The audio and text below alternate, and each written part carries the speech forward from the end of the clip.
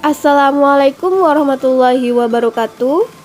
Untuk kesempatan malam hari ini, kami akan mewawancara salah satu tokoh milenial dari penggerak Muhammadiyah di Riau. Baiklah, sebelumnya izinkan kami dari kelompok 5 memperkenalkan diri terlebih dahulu. Saya Sinta Adila Putri, ada Ikram Deza Pratama, ada Ferry Julianto, ada Sulistia Rahmadani, dan ada Emreno Wahyudi. Selamat menyaksikan video wawancara kami. Perkenalkan Bang, nama saya Empar Zaki dari kelas 2 MGT 1 SD Bang ya. Izin bertanya Bang, di sini Muhammadiyah sebagai gerakan sosial itu seperti apa Bang? Nah baik, sebelumnya sedikit klarifikasi lah bahasanya, bahwa kalau bicara tentang Muhammadiyah tentunya itu tanggung jawab kita bersama sebagai mahasiswa Muhammadiyah. Dan saya selaku kader dari Ikatan Mahasiswa Muhammadiyah itu akan menjawab sebisa saya. Nah, tadi pertanyaannya tentang sosialnya Muhammadiyah. Nah, ada 3 aspek yang terfokus dari Muhammadiyah itu. Salah satu itu aspek feeding, itu aspek sosial. Nah, aspek sosial ini berupa Muhammadiyah mendirikan panti-panti asuhan. Itu merupakan aspek sosial, itu diambil dari teologi Al-Ma'un. Yang mana di surah Al-Ma'un dijelaskan, tahukah kamu orang berdasarkan agama, yaitu orang yang menghardik anak yatim dan tidak memberi mendermakan orang miskin. Maka di situ Kiai Haji Ahmad Dahlan berpikir rekonstruksi pemikiran, itu pembongkaran pikiran bagaimana semestinya memberi makan orang miskin. Maka pada hari ini betapa banyak amal-amal usaha yang didirikan, itu merupakan satu aspek sosialnya di Muhammadiyah tersendiri. Oh, sedikit Bang, kalau boleh tahu anak yatimnya di mana aja Bang? Panti apa ya itu? Kalau di Pekanbaru ini khususnya ya, itu panti dekat Janangka tuh ada. Pokoknya untuk pemetaan panti itu ada di PDM, Pimpinan Daerah Muhammadiyah, atau di PWM juga ada. Itu ya, pemetaan amal-amal usaha Muhammadiyah, khususnya panti asuhan, lazismu. Lazismu berarti apa? Itu bagian dari Muhammadiyah. Itu bentuk sosial yang didirikan oleh Muhammadiyah. Jadi dari itu yang terkandung dalam nilai pendidikan Muhammadiyah itu ada apa aja Bang? Nah, dari itu tadi saya sempat menyinggung tentang umri. Umri. Nah, umri merupakan satu pengkaderan Muhammadiyah.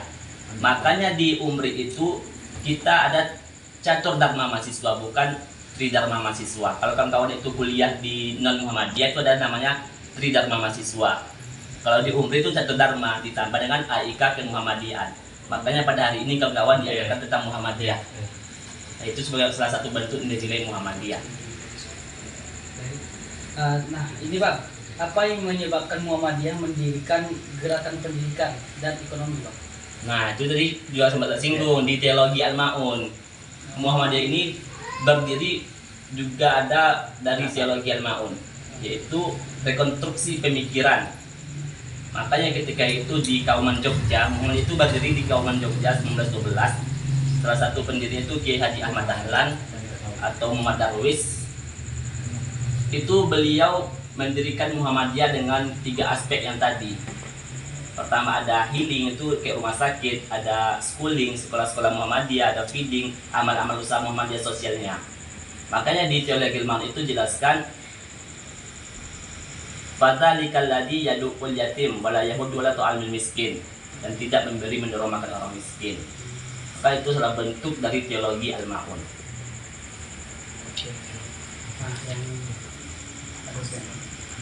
Nah yang terakhir Bang, apa saja peran Muhammadiyah di bidang dalam pendidikan? Nah, salah satu peran Muhammadiyah di bidang pendidikan itu kawan-kawan bisa baca di buku Sejarah Pendidikan Indonesia. Itu di perpustakaan Umbri ada, di nama judul bukunya di covernya itu Sejarah Pendidikan Indonesia. Di tahun 1912 kita masih di penjajahan Belanda, nggak salah kan? 1911. Itu salah satu kontribusi Muhammadiyah terhadap pendidikan itu dengan membangun sekolah-sekolah Muhammadiyah. Di 1912 Muhammadiyah telah mendirikan sekolah. 1912 Muhammadiyah telah berani mendirikan sekolah. Yang mana pada masa itu sekolah-sekolah hanyalah diperuntukkan untuk pejabat-pejabat Belanda, anak-anak di Belanda, dan untuk masyarakat pada umumnya tidak ada. Namun Muhammadiyah telah berinisiatif untuk mendirikan sekolah. Oke mungkin itu saya sih dari Paras bang. Iya, Makasih banyak ya bang ya. Iya.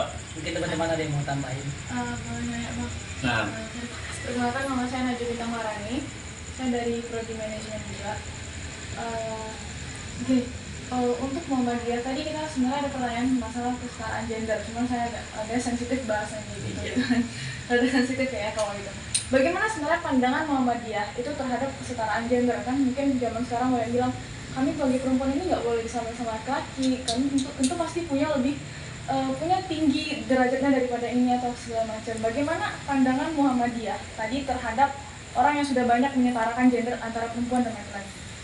nah itu sebenarnya pertanyaan agak sensitif gitu. Iya, Itu kan kaitannya ya. dengan agama kan. Iya. Nah, itu di Bagaimana dalam itu? Al-Qur'an dijelaskan ar-rijalu qawwamun 'alan nisa. Itu kan kawan ada tahu artinya ar-rijalu qawwamun 'alan nisa. Nah, itu laki-laki adalah pemimpin dari kaum wanita. Kalau kita ambil mentahannya kan gitu. Jadi intinya gini, ada beberapa aspek yang harus ada kesetaraan gendernya dan ada juga beberapa aspek yang tidak harus ada kesetaraan gendernya. Mungkin untuk detailnya kan kawan bisa tanyalah yang lebih pantas. Soalnya kami yang juga kapasitas itu belum bisa bahasanya. Paham. Tapi pandangan kami yang tadi ada beberapa aspek yang harus ada kesetaraan gendernya dan ada beberapa aspek yang tidak merupakan kesetaraan gender. Makanya itu. Baik, terima kasih sebelumnya bang sudah menjawab semua pertanyaan wawancara kami. Mungkin itu saya dari kami bang. Kita tutup bang ya. Wassalamualaikum warahmatullahi wabarakatuh.